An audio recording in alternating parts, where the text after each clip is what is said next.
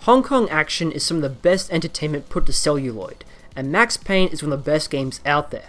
So continuing that process and the tradition of valiant European developers, 2006 saw the release of the Czech-produced bullet-time shooter El Matador.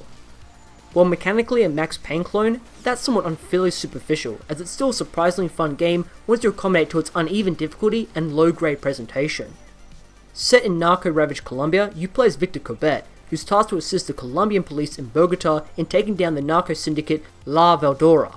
Buddied up with his initially begrudging, distrustful comrades, you clear out numerous levels from warehouses, slums, villas, and jungle plantations. The drug war in South America has been an incredibly vicious series of conflicts that's both fascinating and chilling to read about. It's a good setting for video games and movies with its grey morality and expansive nature.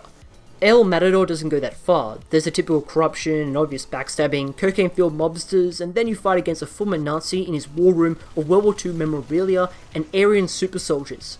Wait, what the fuck? It's unfortunate that the story is otherwise very bare bones, but Victor is a pretty funny character. As dollar store Judge Dredd, being motivated solely to kill gangs and drug lords, eventually getting nicknamed as El Matador by his comrades, it's admirably pulpy. Matador plays almost identically to Max Payne 2 without the frequent story beats and cutscenes. Each stage begins with an intro, usually briefing on the objectives and targets of interest. You're then plopped outside your location, either with teammates or solo, but always with the goal of wiping out all the scumbags in your way. Environments are fairly uninspiring and textures seem very cheap and a bit glitchy, but have effort put into them, mostly in the form of loads of physics applied to the geometry. Crates, barrels, windows, boxes, and people can be blown across the map. This makes shootouts way more interesting when you see dust and debris hurtling past you while bodies crumple and react dynamically to the world. The game's size thankfully avoids being another arena shooter, as while some areas may be bland, they keep you moving from one area to the next, reducing a lot of the slowdown. The game occasionally tasks you to place or deactivate explosives or access a computer, but all levels have some mid or end stage boss that must be counted. They might have an introductory cutscene, though their tactics are the same, albeit with more hit points. It's a fine, albeit very gamey challenge, as the difficulty just comes from taking way too long to kill. In the frequently frantic shootouts, controls are a little more stiff than they should.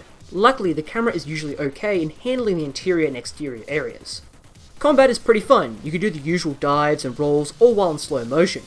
Even if it's blatant bullet time, the average firefights get a lot more interesting when you start pulling off outlandish combos and stunts.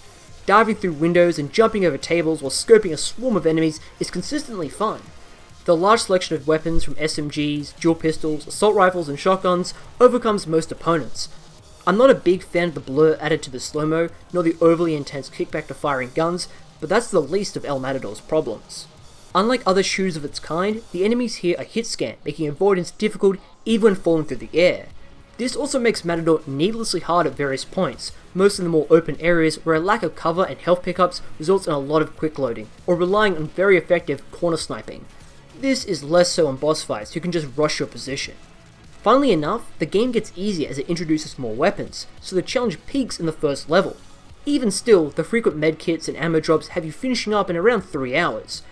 With no multiplayer, major themes, or unlockables besides finding a special weapon occasionally, El Matador can feel sparse for content. Although, with seemingly so few games that have carried on Max Payne's vision, El Matador belongs alongside gems like Stranglehold. The very low price tag seems as if the creators know that this is a budget game, yet considering how Rockstar would treat the Max Payne license, it might as well be the rightful successor.